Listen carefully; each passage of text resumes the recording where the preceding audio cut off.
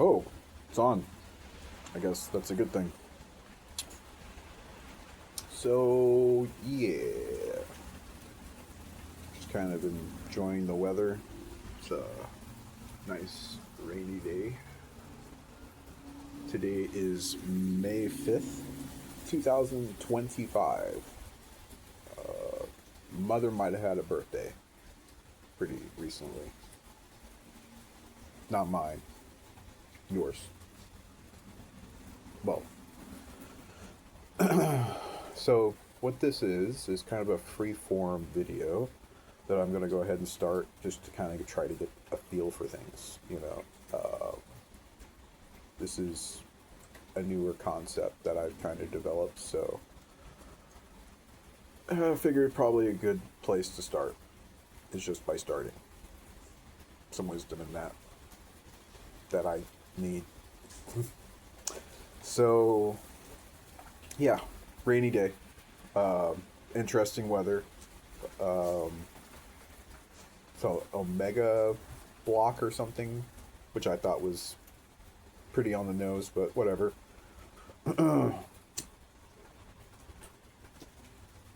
You don't mind if I smoke, do you? Good, because I was going to, anyways. It's my porch. You're visiting. So yeah, what's on my mind? Project Commission I've been working on. It's kind of a reinvention of the idea behind Project Remission, which started as a letter and then became this document, and it was all based on limitations and then working within those limitations to create something. So all I had was a 2D space to work with in the document. And 7 days kind of had like a big rush of energy. A lot of different things happened during that period. So, a lot of people cut connections with me because of my state. I was very, very much allowing my unconscious to run the show, I guess. I recognized well, today I understood that I recognized that at least 2011 there was some kind of underlying unconscious plan going on.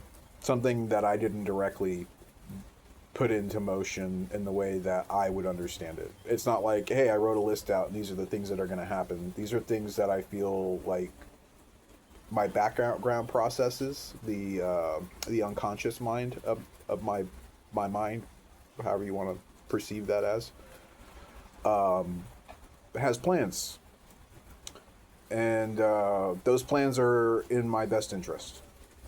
At least that's how I perceived it. It's allowed me to grow, and then not only grow but also internalize those lessons. So, count your blessings / curses. But so yeah, I went through that whole process. Uh, at the end of it, I was arrested. Ultimately, it reminds me of the Tao proverb about the farmer, in which he questions whether or not something's good or bad by perception. So, I'll take the glasses off. So, by perception, yes, going to jail would be a bad thing. But what came of that was a good thing. So I was essentially in a kind of a tabula rasa state. I was very blanked out, a lot of detachment. I was like resetting in a lot of ways that it doesn't seem like, from a material perspective, would be the right way for things to turn out. At least when it comes to the mind. If it's really just a computer in your head, which I'm after all this, no, it's not. But nonetheless, getting back to what I was saying, the jail situation actually ended up working to my benefit in a lot of different ways. So this was during COVID 2020. March is when I wrote, March 20th, 19th, 2020 is when I started writing Project Remission. And then that's when I kind of got into this state where it became more fervorish. And again, it was more that I kind of relinquished control, the more that this kind of came out in a way that people weren't comfortable with, because it wasn't operating under my persona, my mask, my physical mask. It was like running around, doing things in a way that people couldn't comprehend or understand. Again, a lot of its actions were symbolic in its own way, but I recognize now what it was, and I'm a little bit more better equipped now than I was then, with tools that I've kind of cultivated in my life, like mental tools, things that allow me to understand. The big thing is none of that works if you're not able to remember or focus to do those things. So that's where I learned a lot, and how I focus and how I remember things, and then also how I forget things. Is equally as important.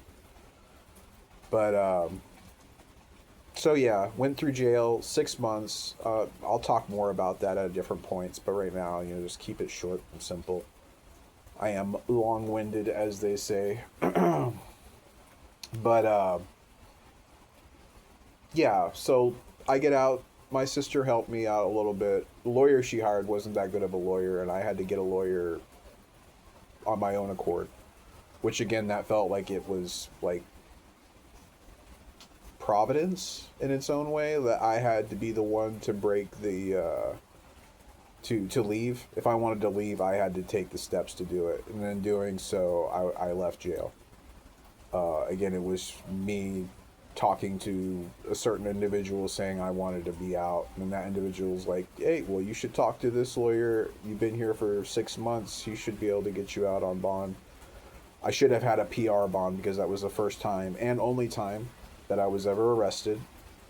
But the governor of Texas, Abbott, which hopefully he's not in office if you're reading this or watching this. Thank God, right?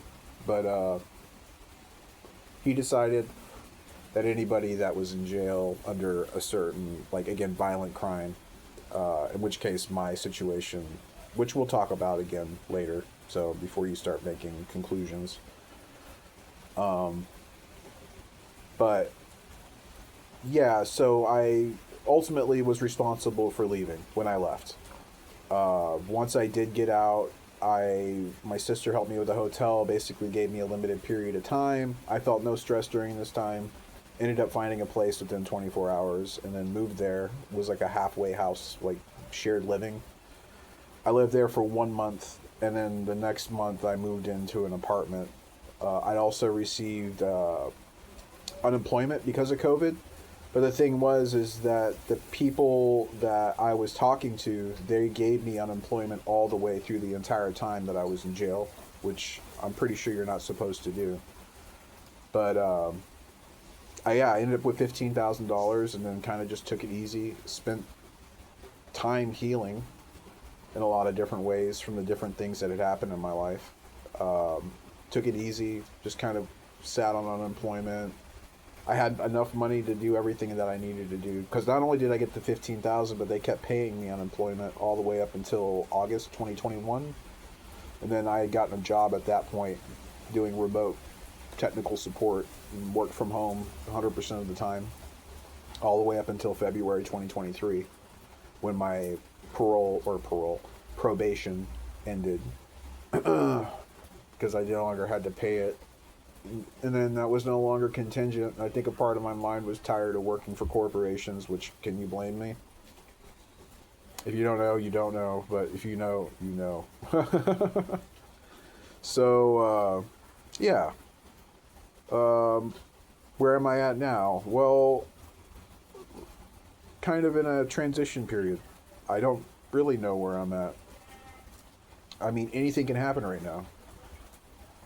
I mean, literally anything. I could leave right now and then just leave this all behind me and be anywhere in the world tomorrow if I wanted to be. There's nothing stopping me from that, except obviously the preconceived physical limitations. So again, kind of talking about earlier, Project Remission, all that was a Google Doc, an empty blank Google Doc when I had to start with it. Nothing but the document itself. Considering that, I made nothing into something. Do you understand how you have that capability? It's just a matter of whether or not you can imagine it. Can you think about it? Can it be a possibility in your mind? And then at that point, it's about problem solving. How do I get from this nothing to something? And don't think about the obstacles that aren't really obstacles. So, I mean, that's the wisdom in that is that your mind is going to make obstacles for you. You know, it's going to tell you you can't do this or you can't do that. You know, somebody might tell you, like in my case, somebody I cared about once upon a time, whenever I brought up that I might be a writer, that I would like to write, they, oh, you're not going to make any money doing that. And that really, it hit me. And I was like, damn. That's what they think of me, you know? But really what it is this projection of their own insecurity. That they can't make something out of nothing. That they can't create. And the truth of the matter is it's important. This whole world, everything you see as far as the constructed human world, not the natural world, but the constructed human world, that originated in a mind before it became something. It had to have been seated in the mind in some form fashion before it could become something. I mean, that there's a certain degree of importance to that. That no matter where you're at in life, no matter what your resources are, you can always find a way to get from where you're at, not to where you think you need to be, but where you succeed in your little quest. Think about it as like the monkey paw. And a guy wishes, oh, I wish I had $1 million, and then his dad dies and gets inheritance. You know, it's that kind of mentality. You have to think in ways that, well, it's not that I want $1 million, it's that I want to be secure in my life. I want to be happy in my life. I don't want to have to worry about want. So if you phrase your intention right, you can actually move in that direction in a better way instead of getting held up on things that don't matter. Again, so like the $1 million as an example, had he wished for something more tangible rather than something that had so many variables, because he's basically what he did was he skipped from point A to all the way to point Z. You know, think in baby steps. What progresses me to the next step to get to that? You know, you try to take shortcuts, bad things happen. That's a moral that just popped in my head, I guess. Uh, Definitely listen. Uh, Three things: listening, seeing, and then knowing. You know, and remember that all three of these things are different things. They each have their own merit and their own standard, but it's you using all three of those effectively that's going to provide you the strongest perception of the matter. Just because you think you see something / hear something, you can't exclude the no. And then try not to make conclusions about things. Question. You should question before you make conclusions. Test hypothesis, you know, not scientifically, but as like somebody who's, you know, fucking around finding out. Different angle there.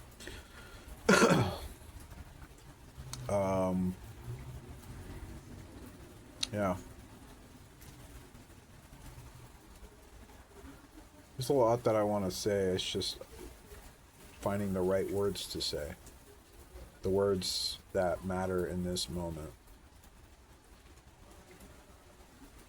Huh. Maybe silence. silence has its own value,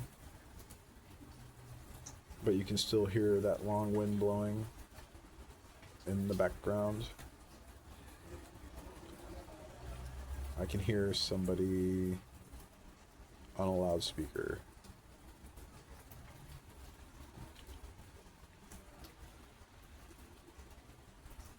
Oh.